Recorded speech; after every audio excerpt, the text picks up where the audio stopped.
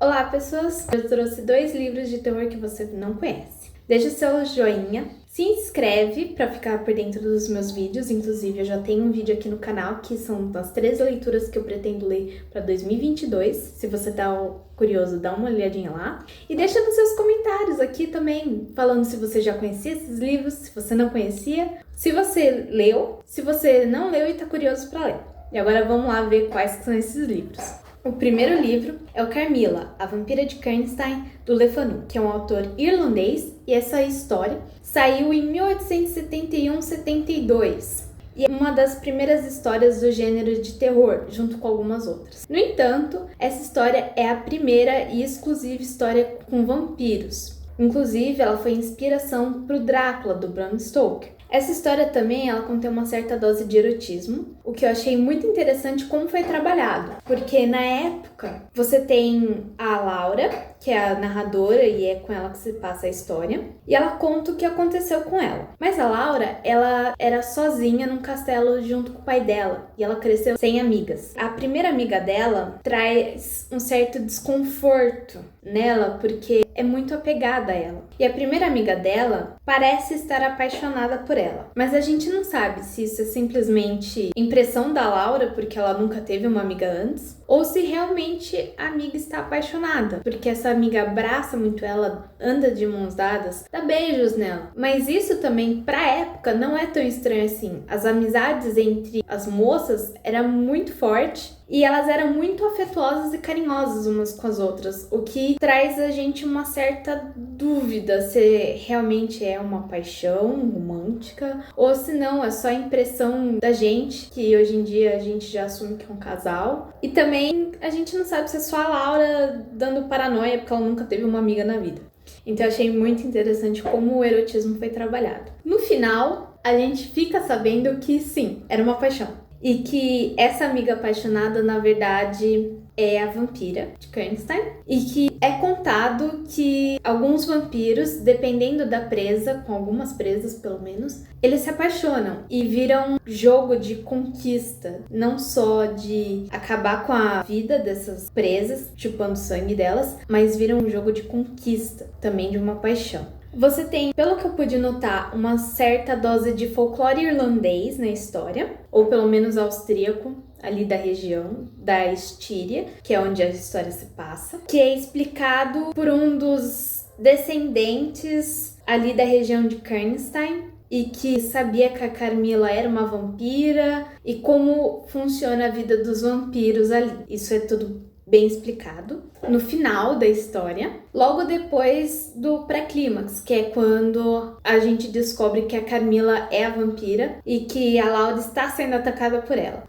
O terror, no final, ele não é muito forte. E acho que isso é por causa de ser um dos fundadores do gênero, né? As pessoas não tinham muito uma ideia de como fazer um bom terror, porque o gênero estava começando. Essa história, ela é, acho que mais do que tudo, uma história de experimentação do terror e do suspense. Logo no início da história a gente já tem o contato com a Carmilla, então o terror começa logo no início. Mas quando geralmente no final a gente tá arrancando os cabelos porque a gente não sabe o que vai dar certo, o que não vai dar, fica naquela agonia que é do terror, a gente não fica tanto agoniado assim na história da Carmilla. A gente não sabe se ela vai conseguir escapar ou se ela não vai conseguir escapar bem, mas a gente não fica tão agoniado assim. Isso tirou talvez um pouquinho da qualidade da história. Mas eu ainda assim recomendo super a leitura dessa história, óbvio. Outra coisa também que eu achei muito legal é que a natureza na história ajuda todo o clima de terror e de suspense. A Carmilla tem muitos hábitos estranhos, não só com a Laura, mas no geral, sobre dormir, comida e coisas do tipo. E sempre coisas estranhas acontecem quando ela tá por perto, ou pelo menos com a chegada dela no castelo. Por exemplo, nos vilarejos próximos, muitas mulheres e moças começam a morrer do nada, e todo mundo acha que é uma gripe. Só tem um médico que é tipo pirado das ideias. No final ele estava certo, mas mesmo assim pirado das ideias, que acha que a Laura está sofrendo de vampirismo. Ele vira e fala: meu senhor, sua filha não está com gripe. Ela tem um vampiro sugando o sangue dela. E aí todo mundo fica meio tipo: hã? Quê? Não? Como assim? Todo mundo fica meio na dúvida, assim, tipo, ah, não, você tá de brincadeira que é vampiro, né? Até parece. Mas eles aceitam a hipótese do médico, que no final tava certo.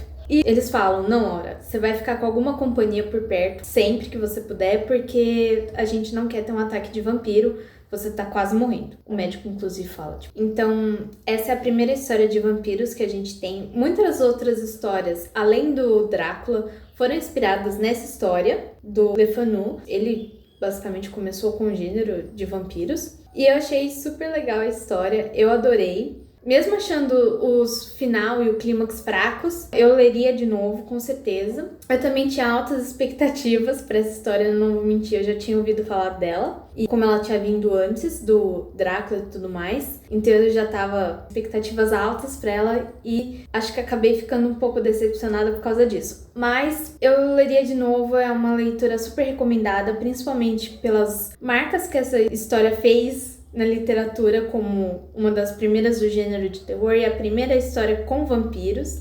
A leitura é super gostosa de ser feita, a escrita não é muito rebuscada. Enfim, gente, leiam. Se você não leu, leia. Vale super a pena e eu garanto que você vai gostar. A próxima história é Os Salgueiros, de Algernon Blackwood. E, gente, quando eu fui pesquisar sobre essa história e sobre o autor, a minha cabeça entrou em parafusos. Por que esse homem não tem mais reconhecimento? O H.P. Lovecraft, que se você nunca ouviu falar, vá procurar sobre ele, vá ler alguma história, eu ainda não li, mas quero muito. É um dos autores mais famosos do gênero de terror. Ele é um dos clássicos, junto com Edgar Allan Poe. O próprio Lovecraft já virou e falou que Os Salgueiros é a melhor weird story que ele já leu na vida dele, era uma das novelas mais favoritas dele. Ele devia gostar muito desse autor, do Blackwood. E assim, se o Lovecraft falou que o cara é bom, quem sou eu pra falar que o cara é ruim, né? Mesmo porque não é. Eu adorei essa história muito mais do que a da Carmila, pra falar a verdade.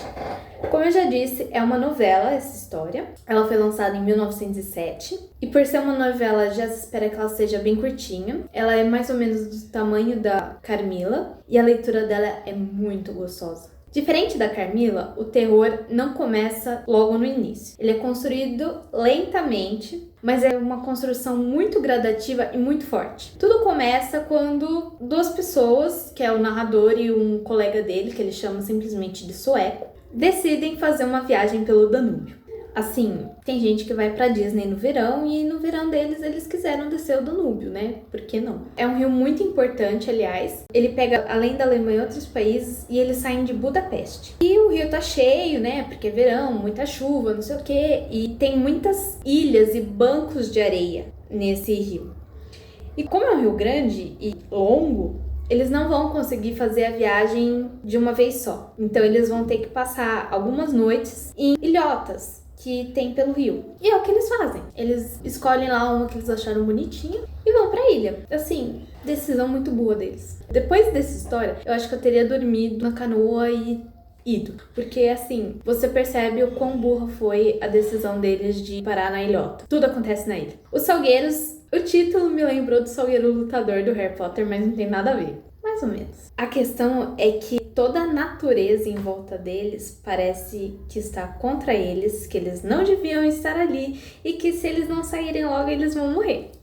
Natureza legal. Então, assim, você tem... Eles acreditam, principalmente o sueco, e o narrador, inclusive, fica meio assustado do sueco acreditar em folclore, em histórias sobrenaturais e coisas do tipo, porque ele não parecia esse tipo de cara. Mas o sueco meio que sabe o que está acontecendo e sabe quem está por trás disso. A gente não fica sabendo. Parece algum tipo de divindade ou ser transcendente e ter o controle daquela região. E que, assim, se eles não saírem, vocês vão morrer. Inclusive, um deles, eu não vou falar quem é, quase morre, se não fosse pelo outro salvar a vida dele. E eles vão começando a ficar muito mais espertos conforme eles vão passando o tempo ali naquela ilha. Porque eles começam a notar que realmente a natureza ali em volta, os salgueiros, as águas do Danúbio, enfim, tá todo mundo ali tentando matar eles. É uma leitura muito fluida porque a escrita é muito gostosa realmente, não é difícil de ler. E no final, essa história assim, a gente tá arrancando os cabelos no final. Eu fiz a burrada de ler de noite na minha cama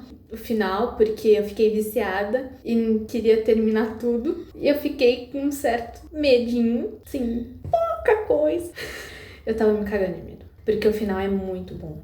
E eu estava assim, não, amanhã eu termino. Terminar nada, eu vou terminar hoje. Eu terminei antes de dormir, porque você fica naquela dúvida de o que vai acontecer, eles vão conseguir sair dali. Você fica com medo por eles, porque como os medos trabalhados na história são basicamente universais, que são medos de divindades ou ser transcendentais, e medo do desconhecido. Você tá num lugar que você não conhece, porque eles não tinham conhecimento ali muito sobre o Danúbio. Eles estão numa ilhota que eles nunca pararam antes. Eles estão vendo coisas que eles estão estranhando. Eles têm a impressão de que a natureza tá contra eles. E por ser um narrador personagem, a gente vê com os olhos dele e tem as impressões só dele. Então a gente não sabe se é realmente paranoia dele ou se realmente tudo tá acontecendo. E parece que sim, que está tudo acontecendo. Principalmente depois que um deles quase morre, né? Aí você fica com muito medo porque a coisa é real e você não sabe se eles vão sair vivos. Você tá, tipo, rezando pra eles saírem vivos, mas não é certeza. E assim, gente, leiam. Leiam Os Salgueiros. É uma história curtinha, é muito gostosa de ler. E se você gosta de sentir medo, sentir aquela adrenalina de terror, você com certeza vai sentir com essa história. O final é muito bom. Eu não vou falar qual que é o final, se eles conseguem sair, se eles morrem. Deixa aí pra você ler, pra depois você vir aqui nos comentários falar: puxa, foi uma boa história, ou não foi uma boa história, ou eu morri de medo, fiz igual você, ler de noite, na hora de dormir, depois tive pesadelo. Façam igual eu.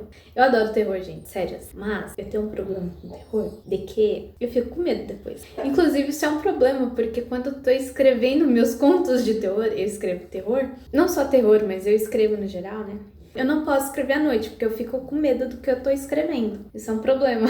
Como vocês podem perceber, eu, além de escrever contos, eu também escrevo poemas. Eu posto a maioria deles no meu Instagram. E lá no Instagram você também vai ficar sabendo de livros que eu tô lendo, livros que eu já li, o que eu achei deles. Você vai ficar por dentro de novidades, novos vídeos do canal. E também, claro, como eu já disse, do que eu escrevo. E é isso, gente. Deixa aí o seu comentário do que você achou. Deixa o seu joinha. E se inscreve para ficar por dentro dos meus próximos vídeos. Além de recomendações de leitura, eu vou trazer também análise de livros. Mas é isso, gente. Até a próxima.